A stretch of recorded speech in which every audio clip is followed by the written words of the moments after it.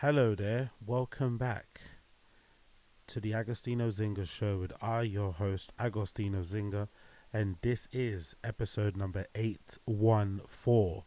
That is 814 of the Agostino Zinga show, coming at you live and direct from an undisclosed location somewhere in the depths, the absolute depths of East London. Hope you are good, hope you're feeling great, hope you're feeling fine, and everything else in between. How am I? I was feeling quite good, I'm not going to lie. I just finished watching a really funny and comprehensive dressing down and drilling of the one and only Darkside Phil. He had Craig from Side Scrollers on his podcast, on his stream. Some of you won't know what I'm talking about, but Darkside Phil is one of the most premier, deplorable, unlikable streamers that ever exist. An absolute cretin of a man. And you know, I enjoy watching some local content about him. I'm one of his distractors. I like to laugh at all the dumb things he says and does and point out all his hypocrisies and lies.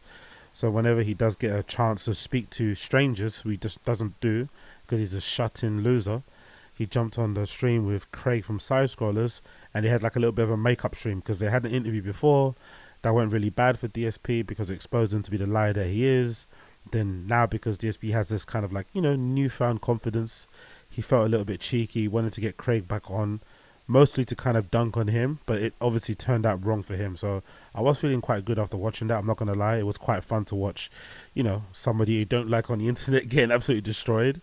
But unfortunately, all of that kind of fun and joy was cut short when I logged onto the internet. When I checked social media and I saw reports, super early reports, I think from, I'm going to say the reports might have been from like Boosie and somebody else, quickly saying that, oh yeah, they're hearing through the grapevine that Rich Homie Quan has passed away, allegedly from an OD. Allegedly, it was the bad pill narrative already spread before it was even confirmed. Then a bunch of other pages, which I follow, especially at the Fugger Daily page, I think they were initially saying, yeah, we've heard the same thing, but hoping it's not true. And then a few other people that are reputable saying, yeah, we heard the same thing, but it's not been confirmed. So I had some slight hope that maybe it was some like, you know, it was some like unconfirmed reports. Maybe people kind of jumped the gun because they wanted to be first. And in that instance, I'm okay for them to clarify and say, hey, it's not true. But unfortunately, a few minutes later, not even a few hours later, a few minutes later, the news was confirmed that unfortunately Rich Homie Quan passed away today. Really, in my opinion, tragic news. If you were listening to hip hop around 2008 to 2017, 18, this guy was this guy was really pivotal in that scene. Like, he made some great music. He was part of an amazing, very short-lived duo with him and Young Thug called Rich Gang, and obviously Birdman. But in general, like, he was a part of so many amazing moments during that time. I'm gonna say 2008 to 2019. Those are the times when he really flipping killed it with the melodies, with the bars, with the hooks, with the beat selection. Just an incredible all-around artist. And for me, it was just a voice, you know, because I'm a big stickler. I'm one of these weird rap fans that if I hear a rapper if I hear somebody, I need to make sure that I like their voice.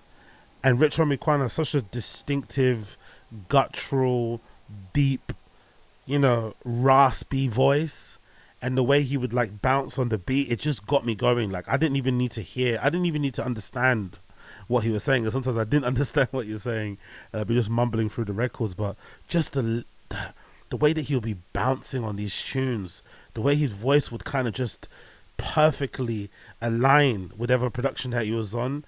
Honestly, it was impossible not to like him. It was impossible not to be a fan of the stuff that he did. And yeah, man, responsible for a lot of great songs. And I have to be honest, man, like, yes, his solo career was amazing. He put out a lot of great songs by himself. I think there was one, was it Flex? That was really popular, that everyone liked. He did a really good song with YG, I remember as well, that was banging. There was one with Tiger that was really good. But the feature that I remember coming back to a lot was definitely the feature he did with Travis Scott. I think I posted actually on my Twitter before I started the stream. So if you know my Twitter, you can check it out there. I posted a clip from there. But that feature from the Travis. I forgot what album that might have been. That might have been Days Before Rodeo. I think that was Days Before Rodeo. It's a Travis Scott feature featuring Young Thug, and I think he's got like 4 verses on there. Like he comes on 4 different times, and I don't know the story behind the track. I probably would start digging and finding out how it happened, but I hope the story of that track is what we can hear, in that Travis Scott reached out to Young Thug and Rich Homie Quan, told him to jump on this track, and they jumped on the track, but Rich Homie Quan spazzed out so much. Travis told him, hey, just run with it, go. He just didn't tell him to stop. And this is back in the day when now Travis is a lot more of a solo artist. He's more of a singular artist. He wants to kind of be in the limelight. But back in the day, Travis Scott was more like following the Kanye footsteps of being a producer. Like, I'm going to get the best people on the song and I'm going to let them do what they do best. If that means I don't have a verse, I don't care. Now I think he'll be a little bit choosy, but back then he was like that. So that's what made him so special, Travis. So I have a feeling he got them in the studio and he was like, you know what? You are going so crazy, I'm going to let you just run with it. And honestly, the song stops, but you feel like Rich Homie Quan could have went on for another 32 bars if he wanted to. He could have gone on for another 32. He could have gone on for another minute and a half, another 2 minutes, the way he ended that record. Like, it's just, it always gets me going. So that's one of my favorite records of all time. I swear to God, I think I've played that 1,000,000 times. And obviously, you know, we all know the flipping records that he done on Rich Gang. That mixtape is just too much. You know, Lifestyle is legitimately, Lifestyle with Rich Homie Quan and Young Thug might be the blueprint to a lot of people's actual lifestyle, myself included. Right? The jewelry, the clothes, just it and it wasn't. You have to remember back then as well. It wasn't even with those guys. It wasn't even about the clothes really. It's not even now with Future. Like all these type of guys, like they've got a special place in our heart because it's just it's the aura, it's the swag, which a lot of these people don't even have. And you have to think about it. Rich Homie Quan was well regarded, but he wasn't at the top as he probably should have been, especially when you think of his talent as like Amigos or something. He was there, but he was not really at the top. So that was what the talent was back then.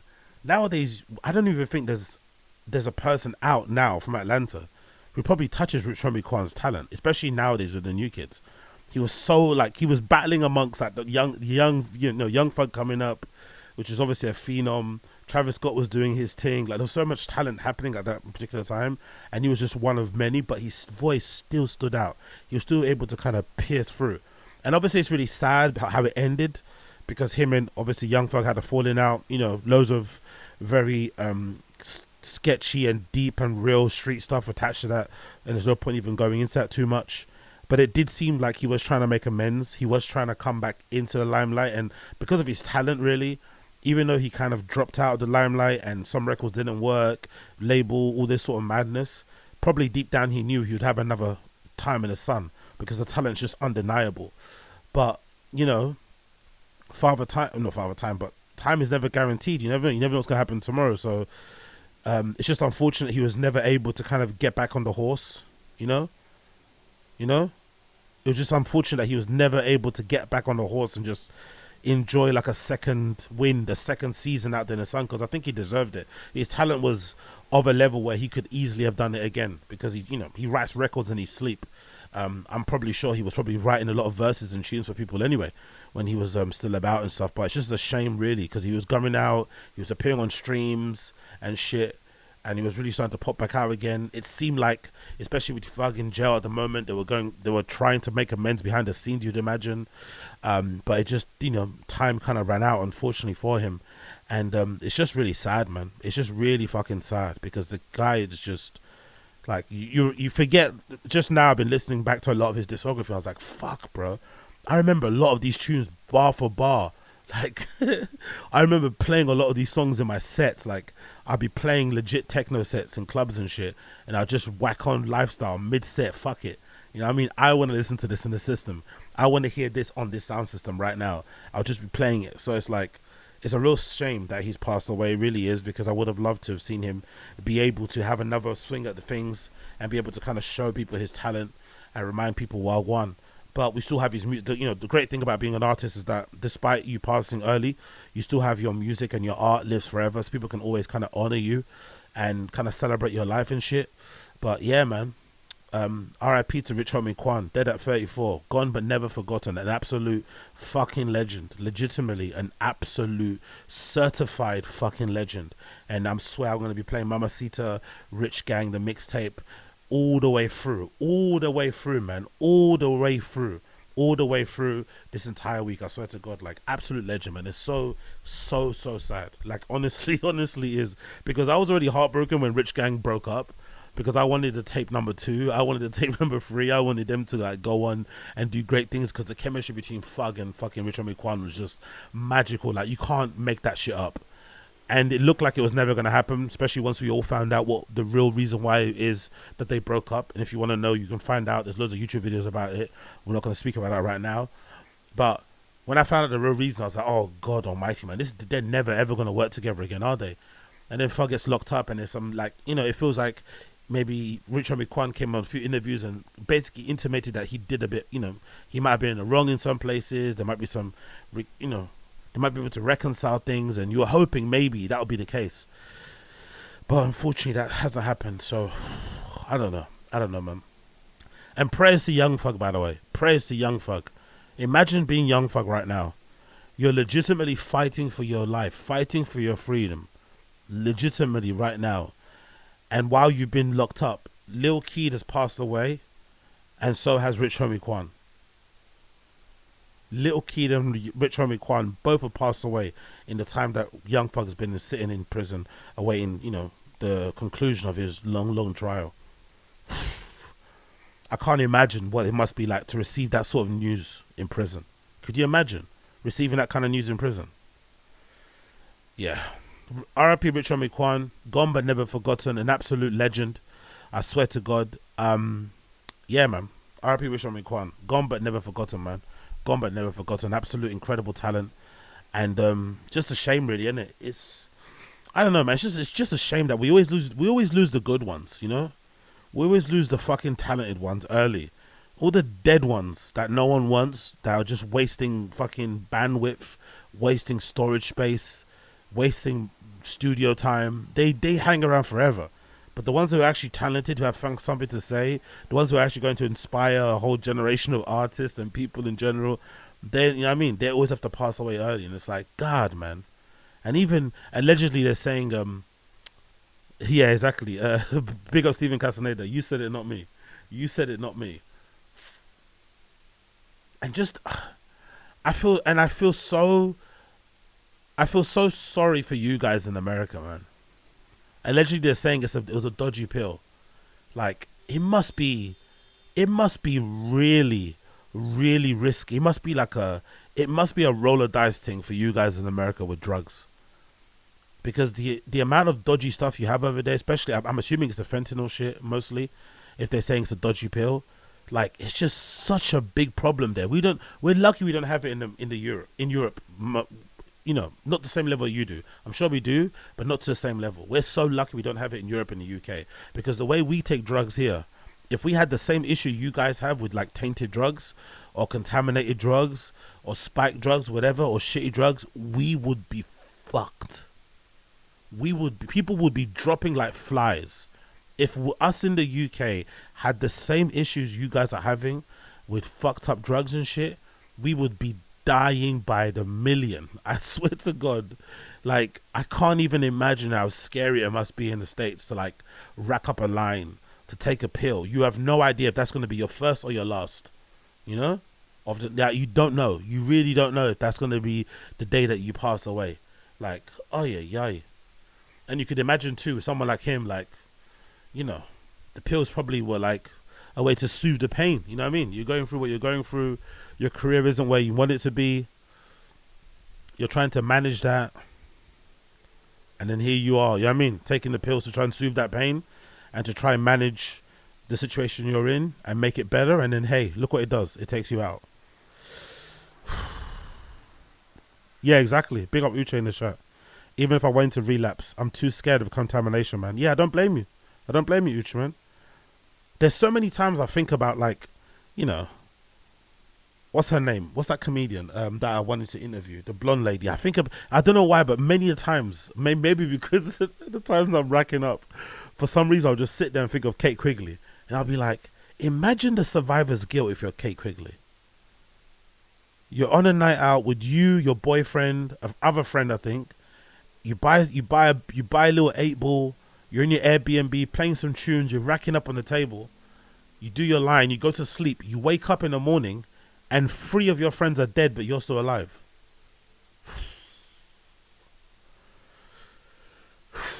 Could you imagine? Could you imagine the survivor's guilt if you're Kate Quigley? How that must feel. Contaminated cocaine. You took it. You're fine. Your 3 other friends are gone.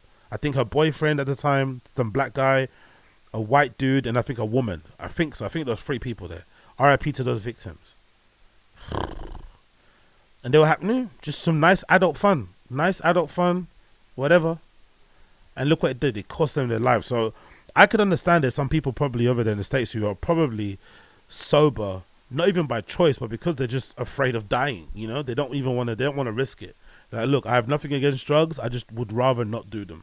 I just rather enjoy my drink. And I guess, to be fair, if you're in America, you probably got way worse. You probably got more of a reason not to do it because you've got fucking, legal weed as well. So I think if weed was legal in here in the UK, I think a lot of people wouldn't also do, Class A's and shit. That'd probably help, you know what I mean? But yeah, man. R.I.P.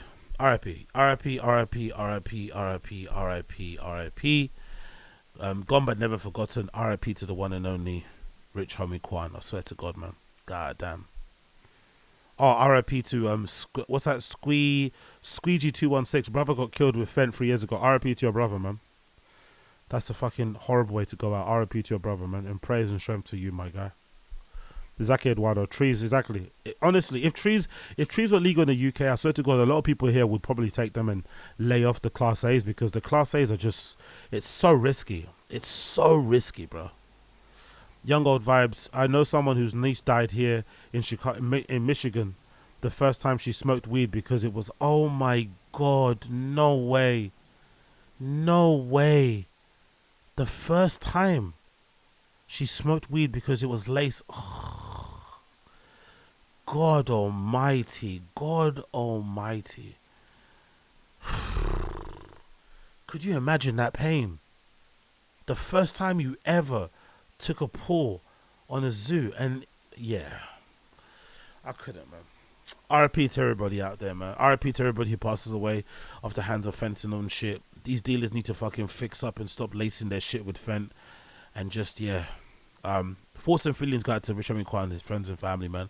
I can't imagine what they're going through right now, man. Especially someone like that is so young. He's probably the breadwinner for an entire family. Like, that sort of stuff just crushes and destroys. Like, I just hope they stick together, man, honestly. R.I.P. R.I.P. to Rich Homie Quan.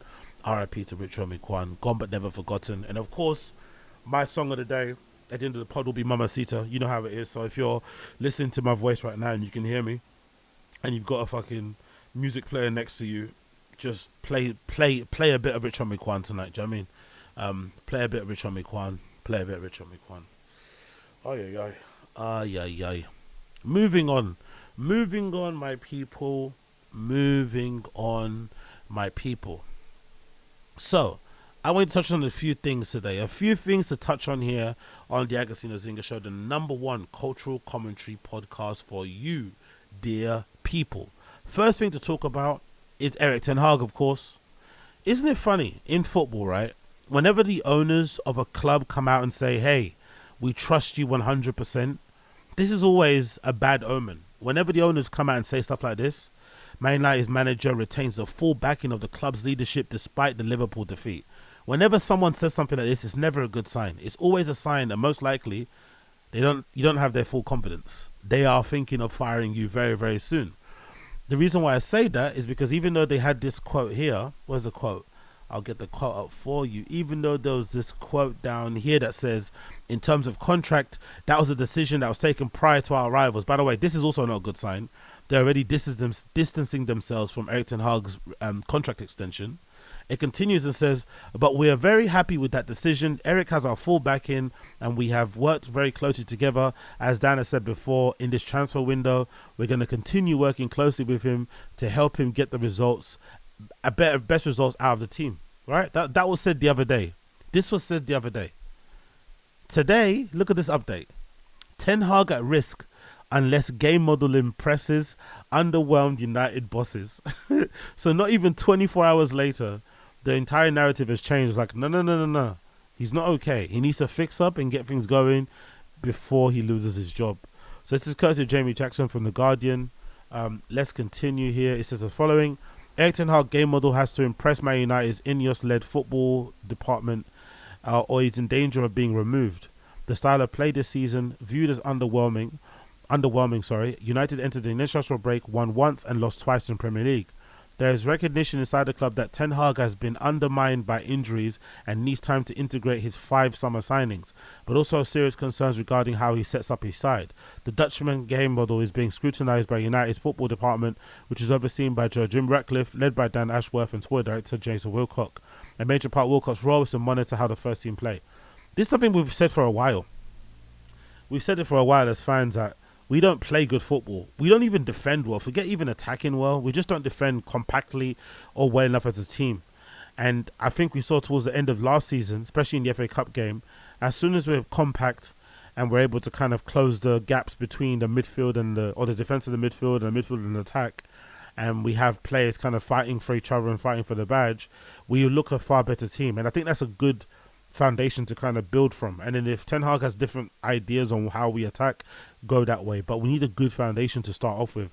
We need a good foundation of defense, and that starts from every position, but mostly as a team. And at the moment, he just keeps, offering excuses about why we're not there. So obviously injuries, we're missing. I think last season was Lissandro, then he comes back. Now it's Luke Shaw. Like, it's always an issue. There's always some player missing. You're never going to have all your players fit out all the time. Sometimes you're going to be unlucky. You have to just make sure that we, I don't think any United fan is saying that we want to win the league this season, but just at least defend well as a team. And that's not happening. That's a bare minimum. So I'm happy to hear that Ineos aren't just taking his word for it and just, okay with the whole trophies excuse. And they're basically putting pressure on him to say, hey, we need to improve the way that we're playing or you're out of a job. And I think that's more than fair. I don't even think it should be expected that he stays until Christmas. I think if he doesn't improve the results before Christmas, he should go. I think that's the way it should be, especially if Ineos spent as much money as they have in the transfer window and to acquire this small portion of the club in order to do the sporting side of things. They've invested quite a bit. They shouldn't be letting it go to waste because they don't want to look bad because they gave him a contract session. They gave him a contract session because he was, an option that they could rely on at the time because they didn't think the other options were good enough. Cool. But if he then doesn't pull up any trees or meet their standards, I think I'm fairly okay with him being fired before Christmas. It continues. United's 3-0 loss to Liverpool on Sunday came in a display when they were vulnerable in midfield and defence as they were 2-1 down defeat from Brighton. The 1-0 victory over Fulham in the opening game has failed to convince, derived from the late Joshua Zirkzee goal. United again lacking control. I agree with that one as well. Ten Hag has been strongly backed by Ashworth and Omar Berrada, the chief executive. In recent days, this support remains in the immediate future though. Ten Hag, who signed the contract extension in the summer, and other candidates, has to show his team can dominate games and opponents. And that's the main thing I want to see. We haven't seen this in a while. Can we dominate games and opponents? I can't think of the last time we dominated an actual good team. Not like, league opposition in fucking FA Cups and League Cups. No. I mean an actual good team. I can't remember the last time we did that. So this is going to be a big challenge for him, to be fair. And he's quite stubborn too, so I'm curious to see how he takes this challenge. It continues. In the summer, United signed Lenny Euro, Zirkzee, Matthijs de Ligt, Mazwari and Ugarte. Euro will be unavailable for at least another month owing to a foot injury, and Ten Hag said Ugarte remains time to attain match fitness. Rasmus Højlund and first team choice number 9 has also yet to play. The Dane is back in training after a hamstring, and Luke Shaw, senior left back, expected to be back after a calf problem has ruled him out of the team. I would terminate Luke Shaw's contract immediately. That's the first person I would terminate. I would terminate his contract by mutual consent and get him the fuck out of the team. He was injured. Yeah, I don't even want to get into Luke Shaw thing. Tyrell Malacia as well has been played for more than a month, and Victor Lindelof unexpected issue and has been made unavailable all season. So I'm glad to hear that. I'm not gonna lie. I'm glad to hear Erik ten Hag's job is under question, and it's not just a clear run of him kind of being okay. So let's hope going forward that we see some changes, and if not, then I'm happy for the manager to go, because he's been an absolute underwhelming mess, and I can't wait to see the back of him. I'm not gonna lie, I can't wait to see the back of him. He's fucking exhausting. I hate his press conferences, I hate the way he speaks, I hate the way he sets up the team, I hate the way we play, I hate the personalities that play for us. Like, it's just fucking a tragedy. So the sooner it's over, the better. If he turns it around, cool, I'm blessed, but it's unlikely going to happen. So Erik ten Hag out for me. Erik ten Hag out for me. Continuing on. We have pretty sad news here. Pretty sad news. I know we started a bit heavy this podcast. I do apologize. But this is fucking tragic. Have you seen this? Olympian Rebecca Cheptegei dies after being set alight by her ex-boyfriend. Can you imagine that? Being set alight by her ex-boyfriend. Oh my God. I can't imagine a more painful way to die. Like, fucking hell, man. R.I.P. to Rebecca Cheptegei. R.I.P. to Rebecca Cheptegei. Wow. What a awful news. It continues. It says, the 33-year-old Ugandan marathon runner who competed in the recent Paris Olympics suffered extensive burns after the Sunday attack. Authorities in northwest Kenya, where Cheptegei lived and trained, said she was targeted after returning home from church with 2 of her daughters. This man set her alight after she came back from church. Is the boyfriend also the father of the children or no? Her father, Joseph Cheptegei, said that they had lost a very supportive daughter. Fellow Ugandan athlete James Kerwell told the BBC about her generosity and how she helped out other runners financially. A report filed by the local administrator alleges that the athlete and her ex-partner had been wrangling over a piece of land. Police say investigations is underway. God almighty. If you're oh my God, Uche secondly. I'm about to say in the chat, I just saw your comment, just before I'm about to say it. I'm about to say, if you're African and you don't know about land disputes between relatives from back home, you're not really African. There's no way you can be of African descent and not have heard this through your parents, siblings, extended family. This is like something that just applies throughout the entire fucking continent. Doesn't matter where you're from in Africa, everybody has heard of issues regarding family members, and sometimes like really gruesome outcomes over land. It's absolutely crazy. And sometimes it's over land where 2 people aren't even in the same place. They're not even there in Africa. They're arguing about land and both people are in other parts of the world. Honestly, bro. Like, poverty is really, really a curse, man. It honestly is a curse. This way of thinking and this way of living and this way of kind of dealing with problems, like, God almighty, man. R.I.P. to Rebecca Cheptegei. Jesus Christ. Cheptegei, from a region just across the border in Uganda, is said to have bought a plot in Nozoi, how do I pronounce that? A county, and built a house to be near Kenya's elite athletics training center. Attacks on women have been... So she bought a house to be next to the training center, and this cretin of a man felt entitled to that land. He felt he deserved that land. He felt that land should be his. Attacks on women have become a major concern in Kenya. In 2022, at least 34% of the women said that they had experienced physical violence, according to a national survey. God almighty. This tragedy is a stark reminder of the urgent need to combat gender-based violence, which has increasingly affected even elite athletes, as Kenya Sports Minister Kip Chumba Murkomen. Different organizations with the UN have also spoken on the issue. We joined the UN Population Fund and the UN Women in strongly condemning Cheptegei's violent murder. There she is there, absolutely killing it on the fucking track. On the course, like, fucking hell. R.I.P. to Rebecca Cheptegei, man. You didn't deserve to go out of that way, man. R.I.P. to you. Speaking to journalists outside the hospital where she was treated, Mr. Cheptegei asked the Kenyan government... Asked the Kenyan government to do what? What did you ask the Kenyan government to do? Asked the Kenyan government to ensure justice has been done after the death of his daughter. Oh, yeah. We have lost our breadwinner. Oh, my God. Oh, my God, Dad.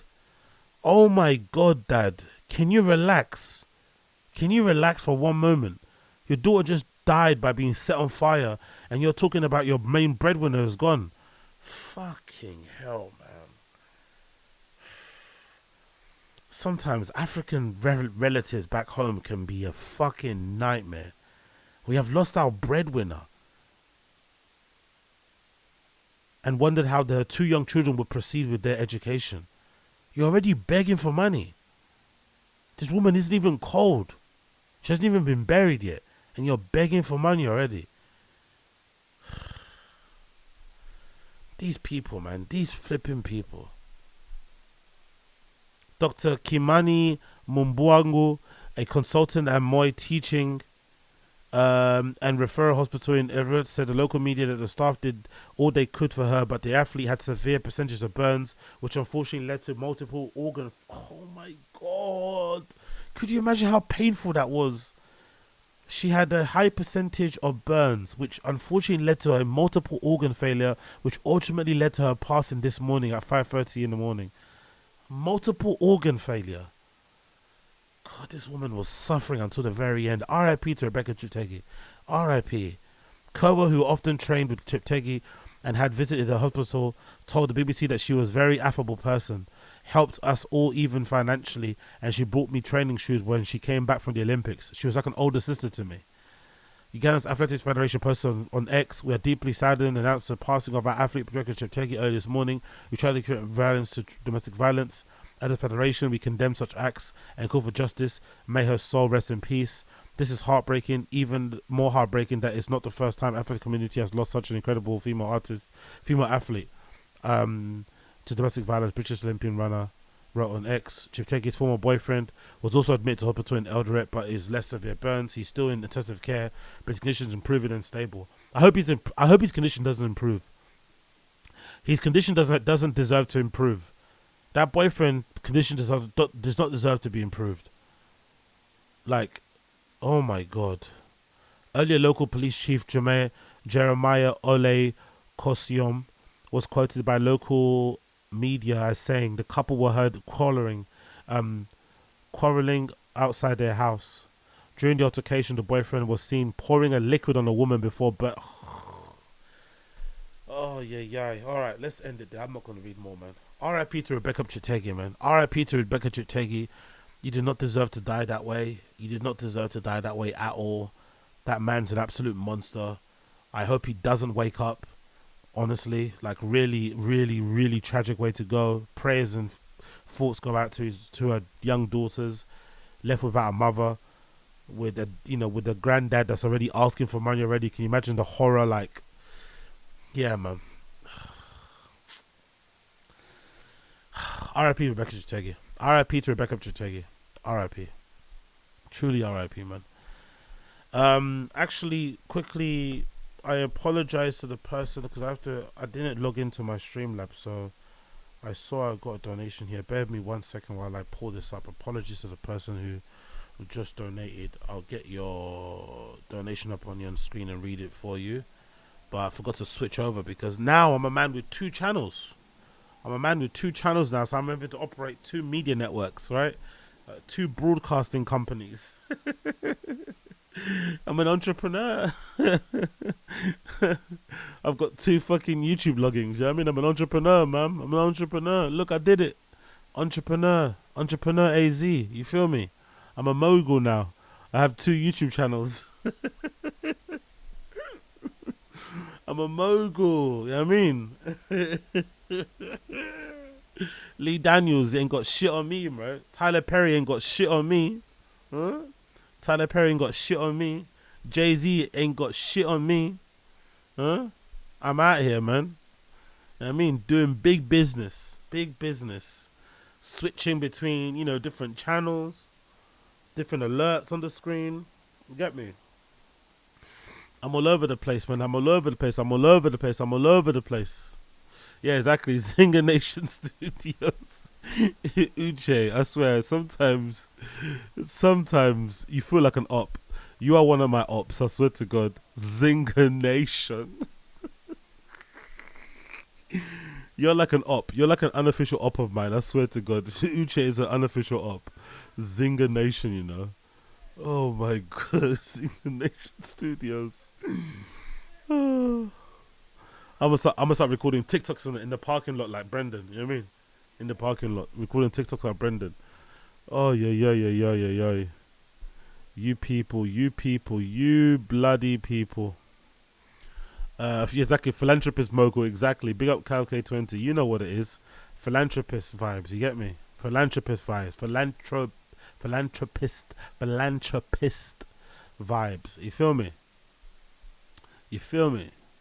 That's what we're out here. We're out here doing that sort of stuff, acting, reacting, moving. Let's continue. Bear with me 1 second while I get this alert up here. Apologies for the person who thingy majiggy. Let's do recent. Is it recent event? Let's do recent events. Let's do alert box. Oh, what am I doing right here? Alert box. Apologies.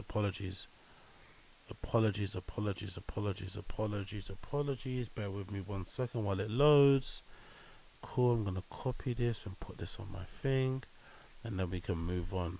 Okay, cool. And I'm gonna switch it when we later tune into fucking random show. Okay. Please read before copying. Okay, copy, man. Just let me copy. Fucking hell. Stop being annoying. Let me copy, bro. Cool. I think it's copied. I think it should be fine now. Okay. Boom. Let's get this on here, there, and then let's go here, and it should work. Apologies, because I did fuck this up. I really did fuck this up, man. Time is running out as well. I need to get back on here.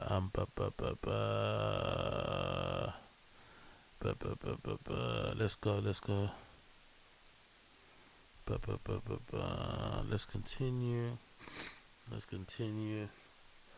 Hey, yo, yeah, exactly. Hey, high def, man. Relax, brother. Relax. We don't talk like that in the stream chat about anybody here. Relax, please. I know you come on the stream a lot and you watch the thing a lot, so I'm allow you, but there should be a zero tolerance policy for talk like that, brother. You know what I mean? We don't talk to each other like that here. We talk to each other with respect. No need to use such language. No need to suggest such thing. That's completely unnecessary. So let's just relax, high def 10.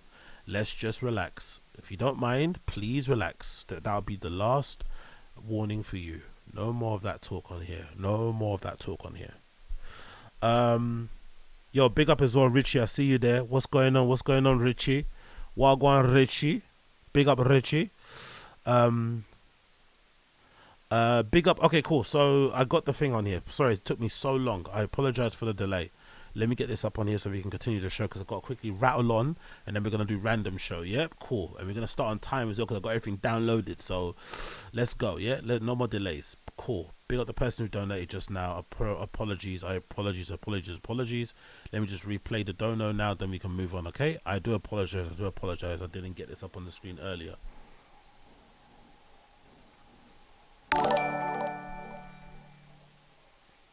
Don't put caps from Oxfam. I don't know what that means. AZ loves Arsenal, but I appreciate the dono anyway, my friend. I appreciate the dono. Thank you for the dono. I don't know what "don't but caps from Oxfam" means. Do you mean I shouldn't buy caps from Oxfam? You think this is an Oxfam cap? Is that what you're trying to say? You think I've got an Oxfam cap? Really? Okay. Fair play. It's not an Oxfam cap, but if you think that, no problem. Everybody's free to think what they want to think. So big up AZ loves Arsenal. Appreciate you. Which is probably a troll in itself, because you made me say AZ loves Arsenal, right? Fuck. Trolled again. Anyway, let's continue. So, let's quickly read over this article. Big up the one and only Issa Rae. Big up the one and only legendary, the beautiful, the fantastic, the talented, the stupendous Issa Rae. Issa Rae calls music business the worst industry I have come across, riddled with crooks and criminals. Bars. She's 100% right. 100% right. Issa Rae, whose 5-season run with HBO show Insecure came to a close with a finale last this weekend, has dipped more into the toe with the music business. She started her own record label, which is called Radio, and she's producing a new show about aspiring rappers. But rather than come off as a thrilled about branching into a new industry, Rae is making it sound like she's entering a den of vipers. Asked if the music business is a place where good ideas flourish, Rae answered, absolutely not.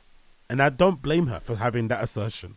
It's probably the worst industry I've ever come across, she told Los Angeles Times.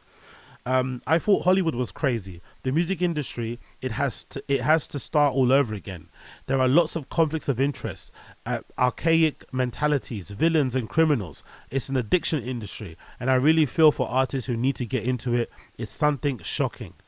Yo, this is very true. And you know what's really funny about the music industry? That's something I've never understood, and I think this is something that's probably never going to change because the clause of the record industry and the labels is just so deep. But this industry that I'm kind of a fan of and, you know, have participated in from afar through my little corner myself, the thing that always bugged me is like, how is it that artists are just not able to make a living from just making music? Nowadays, artists have to do everything apart from just making music to actually make a living. Sing and dance, YouTube channels, social media, writing, other businesses, work. They can't just make a living off of just making music. They have to do all these other things because the labels take away so much of that earning that they make from the money, from the actual music. The music becomes almost like an advert in itself for the other things they do. So you're talented making music, but then you have to use the music as opportunity for you to do other things for you to make money from. But then when the music suffers, guess what happens? The fans suffer and you suffer from having earning potential, and it kind of all goes down. And of course, they've got this weird thing where some record labels will give you a manager, but the manager they'll give you would also be a manager that works for the record label.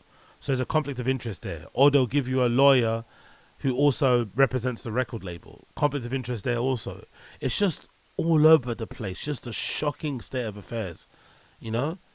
But it's just a complete hold the streaming platforms and the labels have on the earning potential of artists that always has bummed me out.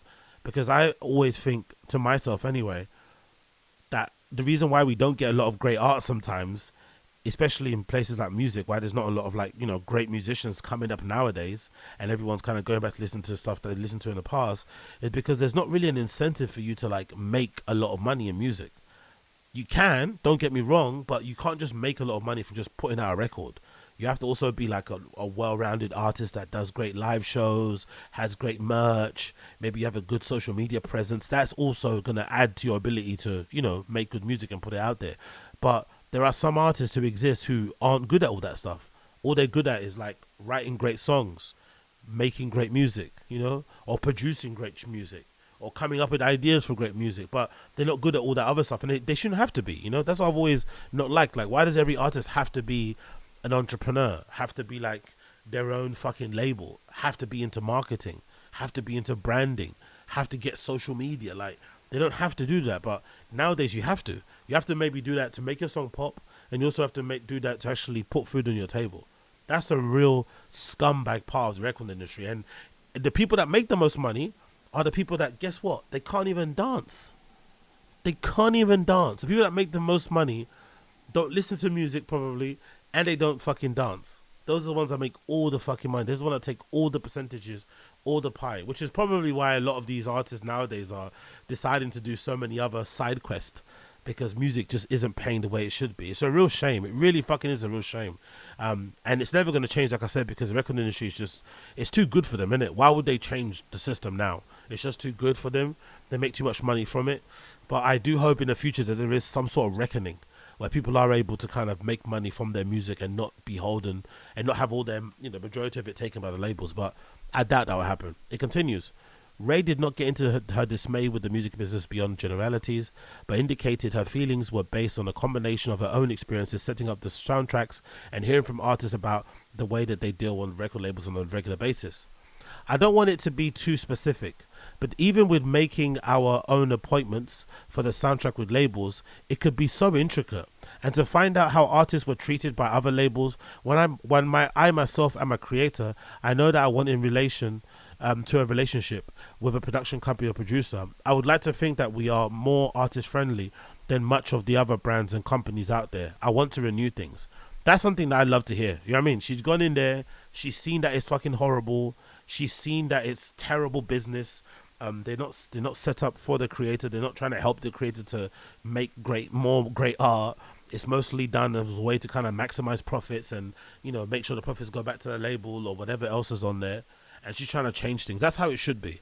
You should go into situations, recognize how bad it is, and try to change things from your end. It's going to be a hard, long slog. The record industry is almost.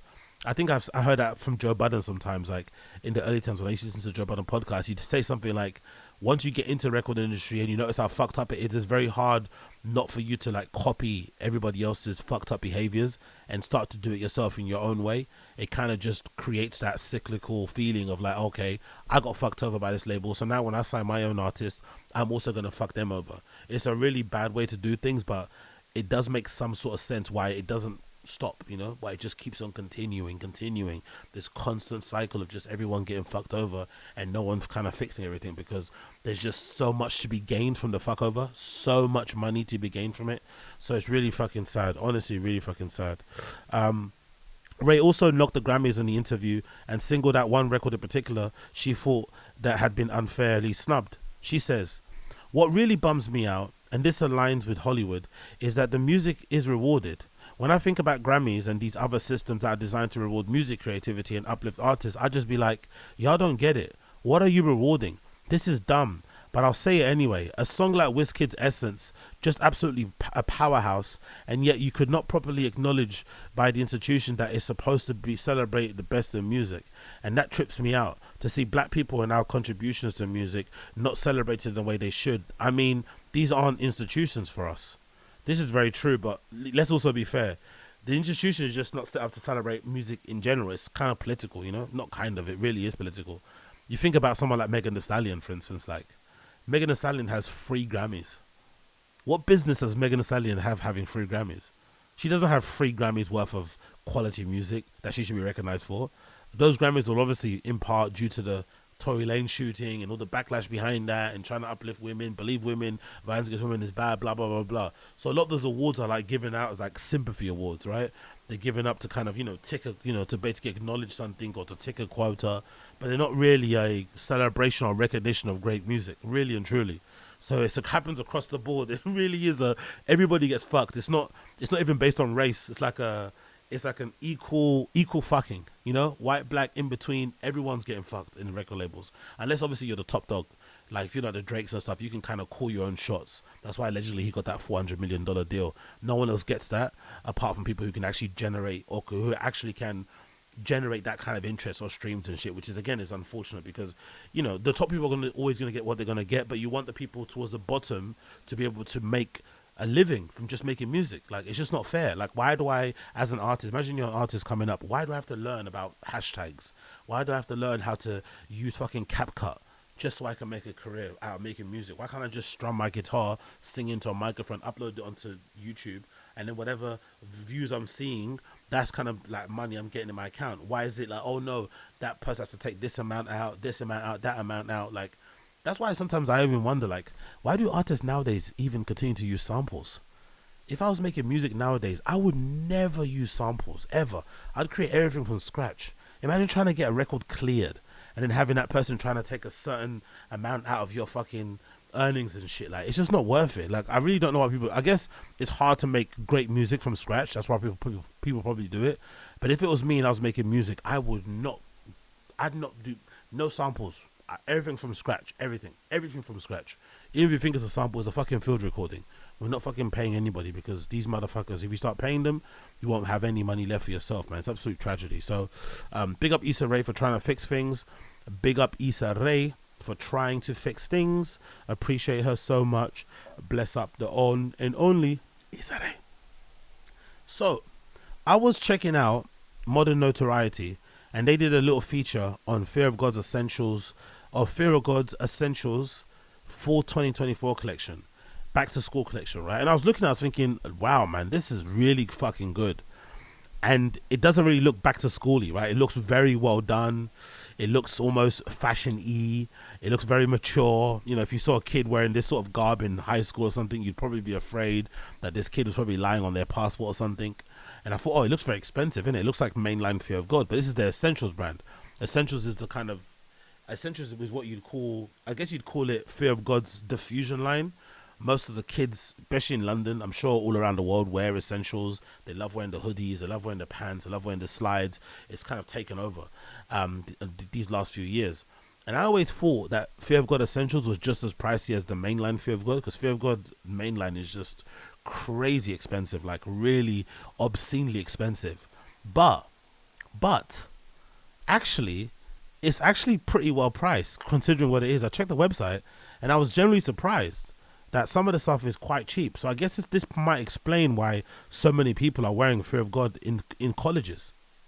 Honestly, people are wearing this in colleges, bro. Like, I've seen kids, and I know some of it is fake, but I think a lot of the kids are actually wearing real shit. Like, look at this top. You've got like a ripstop anorak for £190. You've got some nice relaxed pants here that could be worn by a bunch of people. Nice relaxed with a nice long drawstrings. Only £140. A t-shirt is £110. A hoodie here that says Fear of God State, £135. This is actually pretty good. I'm not gonna lie, and these aren't blanks, by the way. This is all stuff that Fear of God makes from the ground up. This is all like what you call cut and sew. 60 quid for another t-shirt here. I'm surprised how cheap it was. I honestly thought Fear of God Essentials was maybe, I don't know, 20% less than what the mainline Fog was, but I guess not. This might be the reason why it's so successful. And obviously the lookbook is really well done as well, to be honest as well. The lookbook is really good, but the stuff in it is pretty good, I'm not gonna lie. Obviously, silhouettes wise and shapes, it's all the same sort of things that you know. But I loved most of it. Nice relaxed fits, boxy fits, nice loose drawstrings, pants with no elastic at the bottom. You know how much I hate elastics. Nice straight hems. Like, it just looks really fucking good. Great trenches. You got a great vest. I think this might be Joey Lorenzo's son, if I'm not mistaken. I think this kid is Joey Lorenzo's son. I think so. He looks quite big now. He's all grown up. Nice. Look at those slides as well. A bit more of a pointier toe on those slides. You've got Fear of God State there. That suit here, that's really nice. This is really good with the sweatshirt and the shorts. I'm not mad at that. You've also got some kitten heel mules there. Another nice hoodie, mall grey hoodie. I like also that he's got no drawstrings. I'm a big hater of hoodies with drawstrings. I think they're basically useless. No one really uses them. So I would much prefer to have no fucking no strings on my hoodie. This is a really nice look as well with the pants and the white t-shirt underneath. I think that might be a polo top actually. But yeah, really well done. Really precisely well done. Oh, that's probably one of my favorite ones as well. I love that color. That green ensemble there looks pretty cool, and she's wearing them with the heels. This anorak thing that zips up as well looks pretty nice as well. The cut of the combats is really good. Or the cargo pants is really fucking good. You cannot deny that in the slightest. And obviously the cut of the t-shirts is nice and loose and baggy. But yeah, if ever you are wondering why is Fear of God so popular, this is the reason why. Because all of this stuff is basically from what, 60 quid up until, like, I don't know what the most expensive thing here is. I think 60 quid maybe up until, I say probably 300. Let's see how much, if we can do that. Can we categorize via the price or not? No, it doesn't let us do that. Cool. But I think maybe the most expensive thing on here might be like 300 quid. You've got another bomber jacket here for 165. You got pants for 120, t-shirts for 60. But yeah, it's pretty good, pretty well priced. Honestly, I think so anyway. For what it is, 190 for a ripstop anorak. Yeah, I'm not mad at that in the slightest. So big up Fear of God, big up Fear of God Essentials. Available now. Check it out. You know where to find it. I'll put the link in the description later on if you want to check it out yourself. I'll put it in the link in the description if you want to check it out yourself. Moving on. We have to give a big shout out to Awake NY. I have to be honest, I was a hater of Awake. I'm not going to lie. I think the first few collections I saw them put out, I wasn't that impressed. It looked a little bit, I won't say cut and paste, but it just looked a little bit like clip arty amateury in my personal opinion. But as per usual, I'm assuming that was their first effort coming in. They had to sort of iron some things out. The ideas were there, just need to improve production to manufacturing. A lot of people say that. A lot of people say the most of the reason why clothes look a certain way isn't really to do with the design or the creativity. It's more to do with what access you have to particular production and manufacturing. If you get the right access to certain things, your quality of your garments just skyrockets, right? So this is probably proof of it, because Awake NY's full 2024 collection, oh my god, it might be one of the best ones I've seen so far. And this is across the board. I have to say, of all the ex-Supreme probably people out there, I think Angela Back is doing some fucking crazy shit over there. So this looks fucking good. Number one, look at that fucking leather jacket. Look at the back of that leather jacket. Like, are you silly? Like, Jesus Christ. And I'm not really a big, branding logo type of a guy anyway, but I'd wear the fuck out of that. That looks so fucking good. This jacket here, this fucking down jacket here in this blue camo, this blue, yellow, black camo effect thing is just absolutely gorgeous. Really is gorgeous. And this kind of harkens back to the early 2000s era. Nice baggy jeans. I hate the Air Max DNs though. One of the worst Air Maxes ever in recent years. I fucking despise the Air Max DNs. I think they're fucking garbage, and Nike wasted a lot of time and money investing in producing those things. But the silhouettes and the colors and the shapes of this collection are so good. This long sleeve polo is fucking beautiful. Love everything about it. I think, if I'm not mistaken, I can't really see it too closely, but those trousers, does it say 100%? And is that like corduroy or what is that? I don't know what the material that is. I love the fucking creepers that the kid's wearing. Very fucking good. Look at that jersey. Awake, LES, Lower East Side, NYC. Like, it's just really fucking good. And maybe they've hired another designer, but I don't think so. I think this is just them refining over the years, improving production and manufacturing, and then now what they're popping out is absolutely incredible. Look at that rugby, man. That is so fucking good. It's almost like a Jamaica flag, inspired, but that rugby is so fucking beautiful. And again, there's that down jacket I'm a big fan of. Oh, look at that jersey. I'm not too sure where that character comes from. It looks familiar. Is that from an anime? That is really fucking cool. Look at that jersey. Wow. That is so cool. I actually like the design also, the logo on the fucking cap. That looks pretty cool. All of this is just harder than hard. It's available on Saturday from the 7th. Let's see some other looks from the lookbook as well. You've got another great, is that a denim look? I'm not sure if that's denim. Is that a denim jacket? Yeah, that's a denim jacket, I think, with that same 100% sort of like emblazoned onto it. You've got the A hat. That has to be me, isn't it? Given my name and shit, that has to be me, right? I have to get something like this. That A hat is fucking beautiful. That has to be me. The jumper as well is really nice too. You got these little balls with the spikes all over it. That's fucking cool. Nice knitwear. The t-shirt is great. Great pants again. Another great hat. Camo again on the sweatshirt is pretty nice. That rugby top is gorgeous. I prefer the Jamaica colorway, but this sky blue colorway is also really nice. Kind of like a New York Knicks inspired little garb there. Not really mad at that in the slightest. You got a camo logo hoodie, which I think is pretty good. I love how they embroider it, by the way. I hate the fucking box logo hoodie and it just fucking screen printed. I like how the logo has been embroidered. It looks a little bit janky in this particular one, but maybe because it's been washed and shit. Maybe this is a sample, but regardless, I appreciate that they embroider the logo there. That's really fucking cool. Oh, look at that. Is that another? Oh, that's the same jersey we saw before, but it's placed over a hoodie. Again, great styling thing, by the way, because now, immediately if I want this jersey, the first thing I'm going to think of is, oh, I need to wear it like this kid. So that's a really great little styling nod. I love the fuck out of that. He's wearing them with some Nike boots as well. I'm not mad at that in the slightest. He's absolutely stunning. Oh, look at that. Another really nice one. You've got Awaken White written on the back of a hoodie. Nice bubble print or bubble font here in pink and white across the entirety of the shoulder. For me, a lot of this stuff is like aimed at kids. I understand a lot of this branding, but it's still hard not to like this sort of stuff in it. This is like quintessential streetwear. Just massive logos emblazoned on the back towards your legs, on your arms. Do you know what I mean? It's a little bit naff and stuff. I'd personally like it to be more tonal, but it's still hard. It's still hard. I can't be mad at it. I can't be mad at it. Impossible. And then again, you got presentations happening. Join us on Sunday, September the 8th, 62 Orchid Street, celebrate a photo exhibition of the legendary photojournalist Ricky Flores with a pop-up BBQ and everything else. Ricky Flores was born and raised in New York. Ricky Flores started documenting life in South Bronx in the late 70s and often photographed life of friends and family during one of the most turbulent times of history in New York. So there's an event they're doing as well there. Yo, big up, High Def. Appreciate you, brother. Apologies to Ooch. Just some dance. Okay. Ordering Balenciaga cargo bras as a peace offering just now. Big up, High Def. No problem. Apology accepted, High Def. No problem. Like, let's just make sure we speak to each other with respect in the chat. LOL about it. You don't need to order me any. You don't need to order me any fucking Balenciaga cargos, brother. I accept your apology. No problem. You don't need to. You don't need to order me any Balenciaga cargos. I'm not that fucking easily bought. First of all, okay. But yeah, appreciate you, High Def. Appreciate you, and yeah.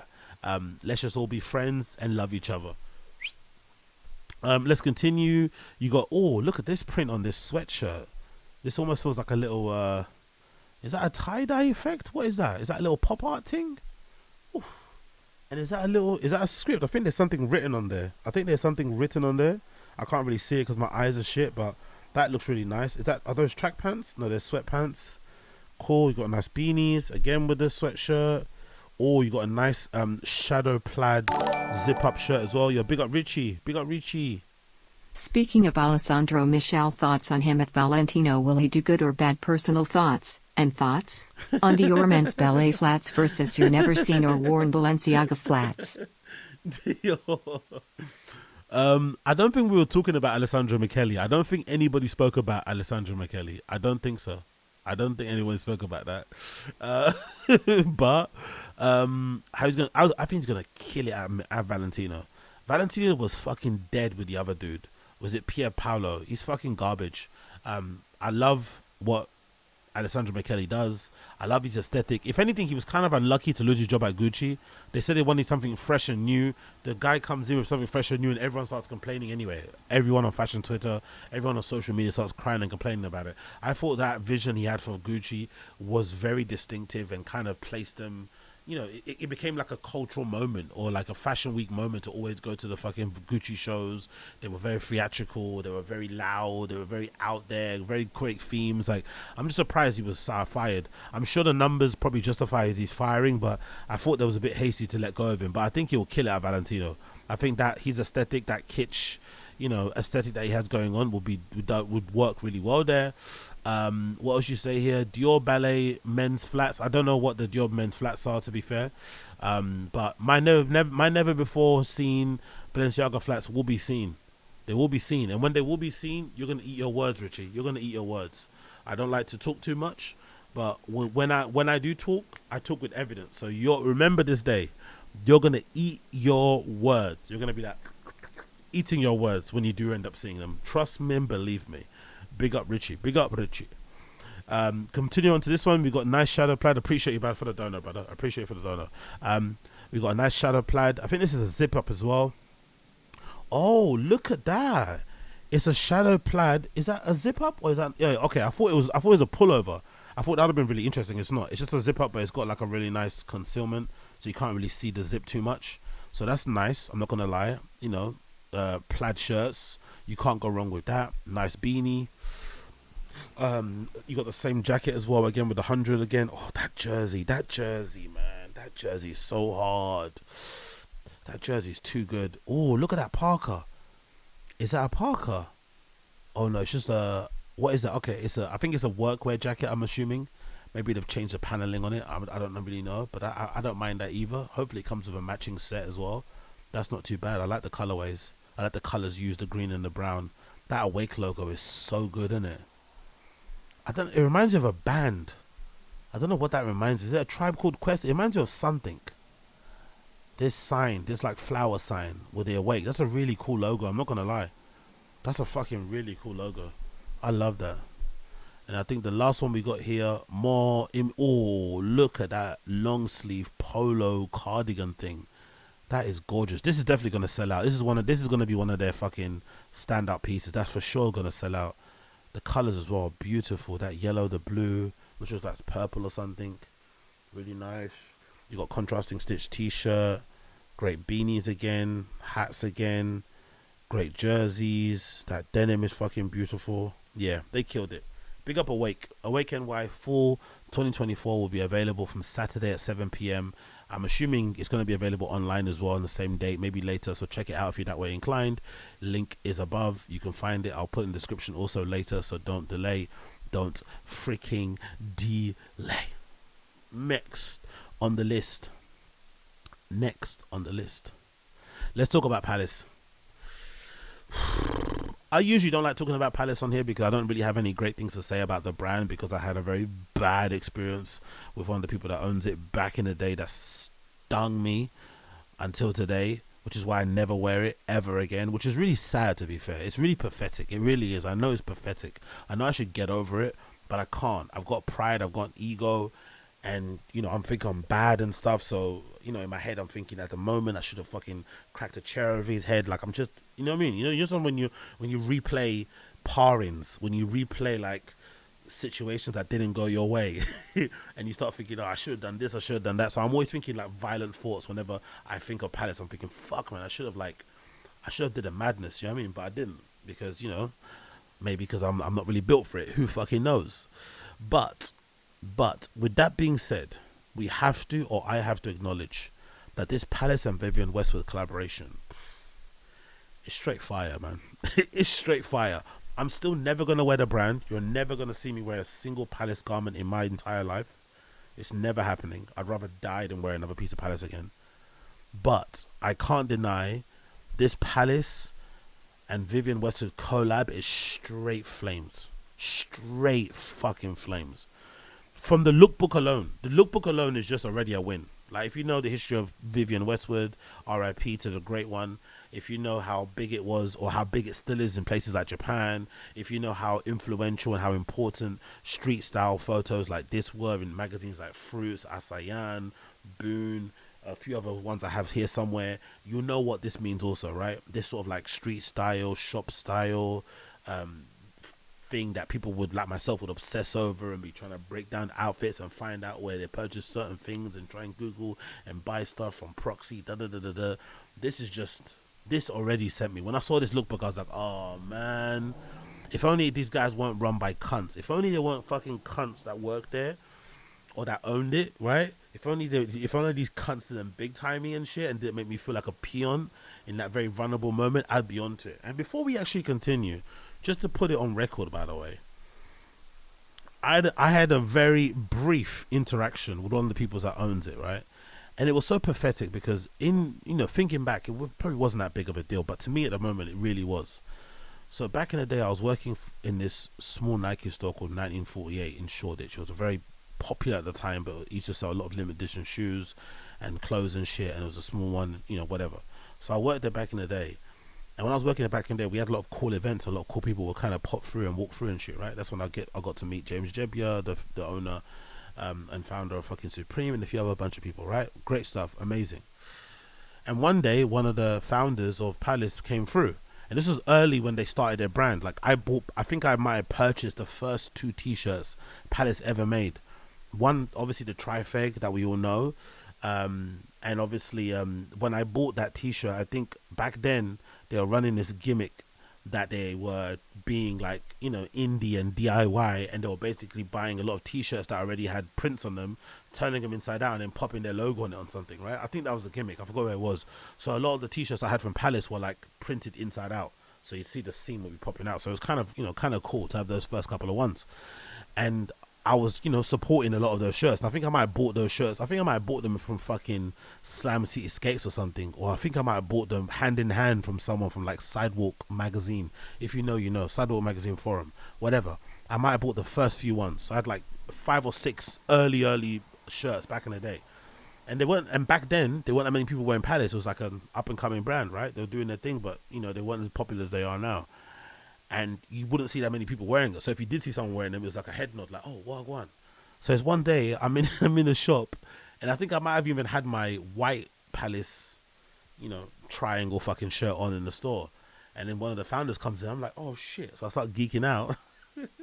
Maybe a bit too much. Maybe I started glazing from the fucking till. Maybe I was already fucking doing the hand motions to suck the guy's dick or something. I don't know. But then he comes up to me and we start, and I think I try to engage a conversation. No, he doesn't come up to me. I think I try to engage a conversation. And I think the first thing I say is like, oh, are you going to start doing hats? Or something like that. I think it's something like that. Like, oh, are you going to start doing hats? And the response I got was so dismissive and cold and cunty. I was like, immediately, in that moment, I was like, oh shit, I'm never buying something from you ever again. All I said is something about, oh, you're going to buy hats.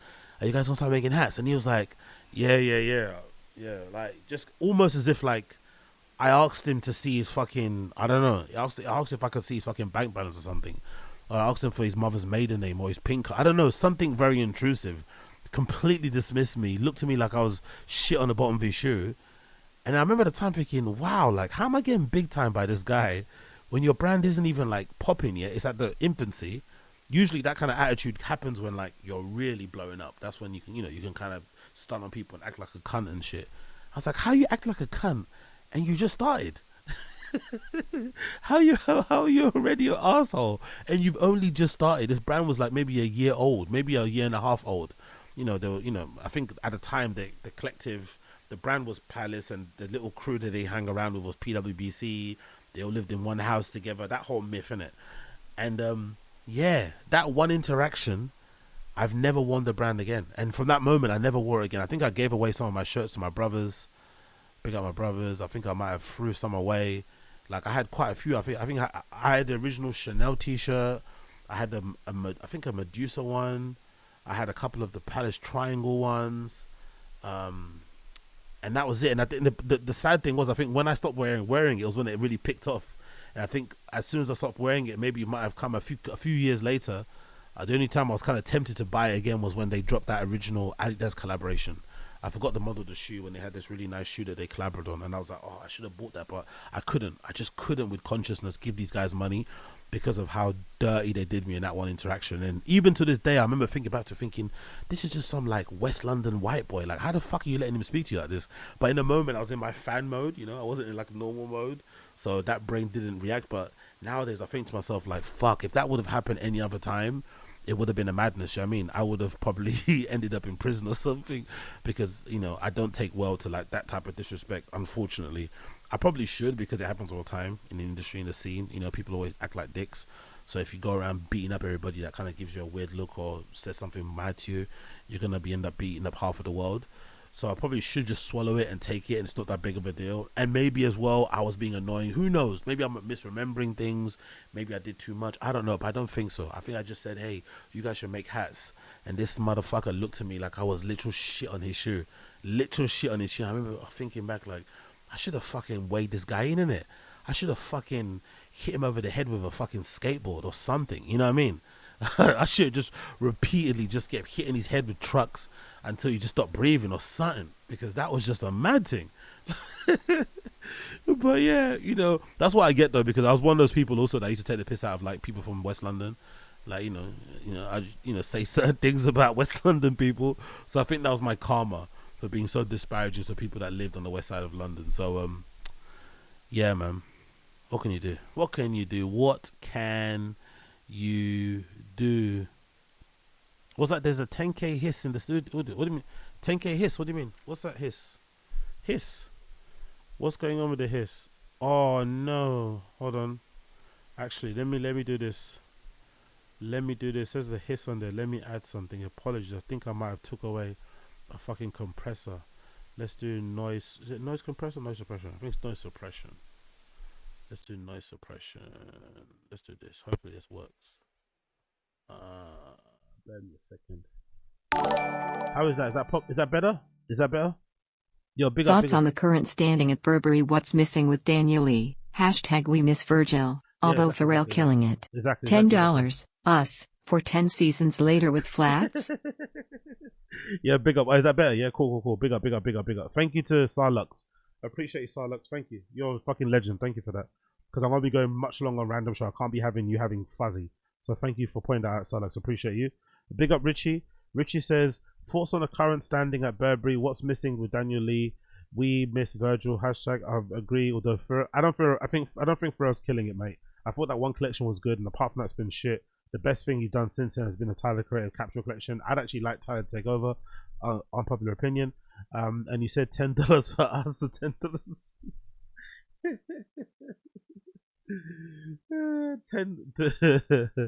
10 summers of flats, yeah. Alright, cool. It's coming. But yeah, big up Richie. Appreciate you. Yeah, we definitely miss Virgil, man. We miss Virgil more for the fashion content. That's what we miss Virgil for. We miss Virgil for the fashion content. Honestly, man. Like, we don't have anyone doing that anymore. He was so open. He was really open to like share the codes. Like, hey, here's me in the studio. Here's me. I had a meeting for a collaboration. Here's me organizing the lookbook for this new. You know what I mean? Like, he was so open with showing you the behind the scenes of what's happening with the fashion industry and what it takes to be him. You know, I'd always love to go on his profile and check his stories, because you get like literally millions. You get little white dots, and every dot would be a fucking crazy cool thing he's doing. Early samples of this, you know, working on a secret product, all this sort of stuff, man. It's just, we miss that. You miss that fashion motivation. We don't get it anymore. No one does it because everyone's too cool. Virgil was generally cool because he didn't try to act too cool, you know. He was generally fucking cool, so he was able to share the type of things. But nowadays, everyone's too like prim and proper and don't want to pretend like they're excited and they love what they do. But yeah, R.I.P. Virgil, man. So anyway, go back to this collection and finishing my Palace sob story. The collection is fucking fire. Everything about this is fucking hard. The lookbook fucking kills. The things that I want, that I would wear if I didn't have pride or an ego. Come on, bro. Look at those bondage pants. Look at those bondage pants. Look at that fucking little teddy lanyard. Look at that tracksuit. Look at that. Look how fucking hard that is. Are you stupid? Like, are you dumb? Do you know how hard that is? A fucking Palace and Vivienne Westwood tracksuit. That show jacket, the pants. The logo that looks like it might be 3M. Like, oh my god. And then the denim suit here. And then you got the full collection to check it out. Look at this stuff. Look how hard this stuff is. All of this stuff is so fucking good. I think it drops tomorrow, if I'm not mistaken. Is it tomorrow? When's it drop? It drops launching in Europe. Oh yes, tomorrow. It's tomorrow actually. So it's available tomorrow. So try and buy it if you can. But I'm sure it's gonna sell out. But look at this stuff. Look at how hard all of this shit is. Like, again, my hate for Palace to one side. Look at that flight jacket. Look at that flight jacket. Look at the bondage pants. Or the flight pants. Look at that jacket. Look at that. Oh, the jacket also comes with a skirt. The Vivienne Westwood Gore-Tex jacket. There's a skirt. There's matching pants to it. The denim is really amazing with the teddy bear motif all over it also. Oh, look at that. There's a hooded, there's a knitwear sweat. I thought they were gonna use. I wanted them to use another thing. It would have been sick. Whoops. It would have been sick if they used this as well. This is another print that Vivienne Westwood uses. This is what I got for my Cambridge Satchel collaborations back in the day. But I would have loved it if they used this print also. This is one of my favorite. I'm not sure what this print is actually called. I'm not sure if it's barbed wire, whatever this print is. This is one of my favorite Vivienne Westwood prints. I would have loved it if they used this as well in this collection. That would have worked fucking amazing. But that teddy bear fucking thing looks so fucking cool too. Look at that print. That print looks so fucking beautiful. The t-shirt with the tits on it looks hard. The trifeg, whatever thingy thing. Look at it, man. The jacket also comes with a Gore-Tex shooting hat. Oh, this is gonna sell out so good. Look at this. The Harris tweed beret. The teddy. What's that? Is that a bag? Oh, nice. The teddy bag. There's a bowling bag, vest. This again will sell out really hard. I think the ear flap, all the accessories are gonna fly out the door. I'm assuming, because all this stuff does well anyway. All this globe motif. I'm assuming Westwood probably sells this out by the truck. Oh, look at the wallets. Oh, so hard.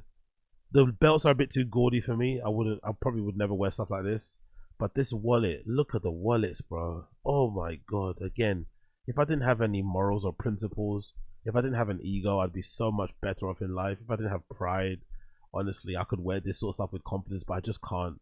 Every time I'd wear it, I just see that guy's face like looking at me like some bozo. I couldn't do it. But the rings are really good. College ring again. Earrings are pretty cool. You got nice decks here. You got scarves, charm. It's all so fucking good. I wish I was able to kind of bend over and spread my cheeks and allow those guys to fuck me, but I can't do it. I just can't with good conscience do it. But look at this flight jacket. It actually looks better in the other colors. I think there's a colorway in green. I think there's a green colorway. Look at the green colorway. Look at this. This looks like Raf Simons, bro. This could be Raf. You know what I mean? This could be fucking Raf. This is gonna sell out for sure. Look at that. And again, I've got millions of jackets and shit, but yeah. Too hard, man. Too fucking hard. It also comes in black. Look at it. Yeah. So yeah, check it out. Palace Vivienne Westwood dropping soon. Check it out. Check it out. You know where to check it out. You know where to check it out. Don't be dumb. Don't be lame. Try and check it out if you can. Okay, a couple more before I have to bounce this up for random show. Let's go through Eerste Communie. Eerste Communie have a party happening soon. I cannot wait. Eerste Communie, I was speaking about them earlier before. Amsterdam-based collective that puts on fun techno raves all across Europe. Yeah, mainly in Amsterdam and Berlin. They have another one happening in Amsterdam in October, which I am planning to go to. I know I always say I'm planning to go to things and never follow through, but this time shall be there. I shall be there in body and in spirit. So this is October 20th to October 21st. I think it's for something called Amsterdam Dance Event. I'm not going to lie, I'm not really too plugged into the Amsterdam scene, so I don't really know what Amsterdam Dance Event is. But according to them, it says we're back in Amsterdam next month for the most exciting time of the year. Amsterdam Dance Event will kick off with the Leven slang, and we'll kick off at Levy slang, and we'll keep the event going at Natch Bar on Monday. You might want to take off Tuesday. So if I do go, most likely I am going, in October. I guess I'll have to fly out when? I guess I'll have to fly out on the... I guess I'll do the normal shit and just fly out on the Friday. Fly out on the Friday and come back on a Wednesday, or fly out on a Saturday and then come back on a Wednesday. Because it's weird how they do the raves there. They love to do like Sunday raves or Saturday. I'm not sure why, but they love a lot of that. I wonder if that's where Fold copied the Unfold thing. But they love a good Sunday knees up. So I'll probably try and fly out on the on the Saturday the 19th and then come back on a Wednesday or something. So let's see what I go on. As always, the lineup will remain unannounced. Expect an intimate dance floor and judgment-free atmosphere where the primary focus is on the music. Tickets available on the door, so it's going to be happening from days 12 to 4 a.m. at this place on Sunday, and then I think on the Monday, following. Okay, cool. So that's the afters, I guess. So this is the main event, and the afters is going to be happening from 5 to 8 on the end. So really looking forward to it. Can't fucking wait. Big up Blood Clot, Eerste Communie. Really want to go and experience their raves in IRL. I did miss the one they did in Fold, but that is a Fold thing, so I want to see it where they are based. I don't want to go see it where they're doing it somewhere else. So I'm really looking forward to going to check this out. So if you are a fan of Renee Wise, if you are a fan of Maron, then I really recommend you give it a go, because those guys will definitely be there, I'm assuming, and I can't wait to go see them play and kill it at their literal place where they fucking founded their thing. So yeah, really looking forward to that one. I'm not gonna lie, really fucking looking forward to that one. And then to end it, we also need to talk about Berghain. Berghain have just released actually 2 big updates. Number one update from Berghain, we've got the announcement of the 20-year anniversary of Berghain happening on the 13th of December, 20th anniversary. So far, no lineup has been announced. We don't know who's playing just yet, but it's going to be happening on the 13th of December, which is kind of wild because it means there's going to have a jam-packed December. There's going to be a 20th anniversary of Berghain, then a few weeks later, or a couple weeks later, will be their regular New Year's Day event happening as well. So it's going to be jam-packed. I'm not sure how many hours it's going to go on for, whether it's going to be Friday until Tuesday, Friday until Monday. But because I think the last anniversary I went to was the 18th anniversary. So I'm going to try to go to this one, the 20th, especially with this far in advance. And, God bless Berghain for doing this so far in advance as well. Like, you have to give these guys credit too. I know I suck off Berghain a lot, but give these guys credit for the big place that they run. They do such a good job for like international. They do such a good thing for like international tourists or techno tourists like myself and others, where they announce dates and stuff far in advance so that you can start making your plans, put in your holiday request, arrange your fucking working from home shit and do what needs to be done to get out there. Like, I really don't take that for granted, because other people don't do it. Like, other regular clubs here in London don't even put out fucking set lists and shit. It's fucking annoying. So the fact that they go out their way to put out lineups and let you know ahead of time of dates is so fucking good, so you can plan. So I'm really fucking looking forward to that 20th anniversary, 30th of December, coming at you soon. And then of course they've also announced the October lineup. The October lineup from Berghain has always been put out there as well, so I'm really eager to come and check that over with you guys. Opening Berghain on October, you have a night called Revolting featuring Francesco Farmore and Balcoma, who I'm a big fan of. The rest I don't really know too well. Carrying on, you've got a soul night happening there as well. I don't really know the artists on that one too well. And then we've got the main club night here happening on the 5th of October. You've got Dax J. Dax J's been killing it lately, by the way. I was not really too good or fond of Dax J recently. I thought he kind of lost his way, and it felt like he was going the business techno route. But credit to Dax J, he's kind of steered the shit back again, and he's sounding harder than ever, honestly. That set they released recently, where he goes back to back. I forgot the other DJ he's with, but I've listened to quite a bit of it, and he fucking killed it. I think it was at the Stone Techno Music Festival. It's available on that art channel. So if you haven't checked it, please do check it out. He fucking kills it. Dax J is really back on really good form, so I'll be more than happy to go and see him play nowadays. Jacko I'm a big fan of. Orgazon, who are live. Quelza. Oh, this might be the best night I think so far. I've just seen it so far now, but just off the bat, this might be the best one. Quelza, Orgazon, Jacko, Dax J, absolutely banging Berghain lineup already. Then in Panorama Bar, you've got Synthy playing, one of the best house DJs on the scene. You got Lakuti, who I'm a big fan of as well, another great house DJ. Nick Hopner. Who else is here that I know? That's about it really. I'm not really sure who Stacey Hotwax Howell is, but I love the name. You got Weirdos Night happening as well. That's good to see there. You got Jack Your Body happening as well with Honey Dijon again. Then the following club night, you've got Drum Cell, who I'm a big fan of. LOL Snake, big up her. She's playing again. That's great to see. Rolando, Truncate, Yonti, who's another great house DJ. Mostly house. I'm surprised he's playing in main with Berghain, but that's so cool. You got good. Oh, look at that. October, you've got such a good lineup back to back. You got Gerd Jansen, Hiroku Yamamura, Roy Perez, who I love, Soundstream, who I love production wise, Tamosuma, who I love as well. That's a really good lineup for the 12th. Oh, so many good people here playing. Who else have you got here? You got Limousine Dream night happening. I like this lineup as well. Mike Servetio, Genie on Earth. This is really good. But the main club night on the 19th, who do you have here? Darwin, DJ Maria, who's fucking amazing. F Demin. By the way, DJ Maria might have to be the DJ of the year for me. I'm not gonna lie, on the sly one. If we had to vote again, I've been really impressed with her set. So I'm a big fan of DJ Maria. Undercover, if that was possible again. I wish they would reintroduce their fucking DJ polls. Alright. But anyway, we continue. You got N Bakumeka happening again, who I'm a big fan of, as you guys know. System Olympia. Who else is playing here? You got Laundrette Night happening as well with another. And Roy Perez is playing at Berghain twice in 1 month. Great to see. Then you've got a night here on the 26th that features DVS1. Oh man, have to see him again. So good. Grace Dahl, Fidel. Who else is playing here? Fadi Moham, of course. Panorama Bar Room. You've got Justin Strauss, Paramida, Robert Owens. Oh, Robert Owens, long time no see. Steffi playing as well. Great to see.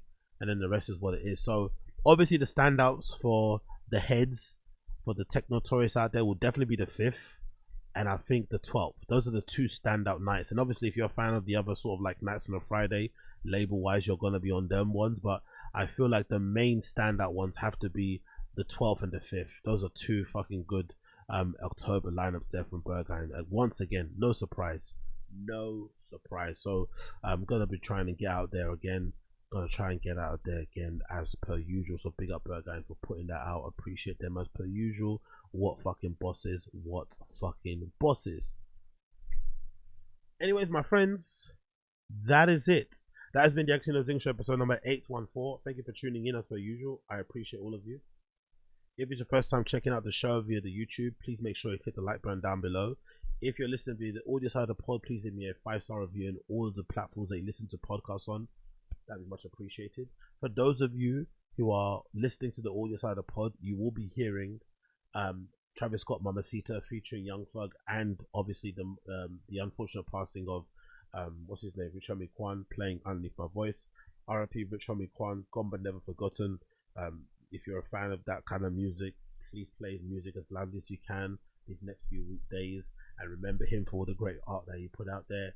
So RIP Rich Homie Quan. But thank you so much for tuning in. Appreciate you guys so much, and I'll see you guys again. For those of you watching the live stream, random show in about 15 minutes. Take care. Be well. Peace.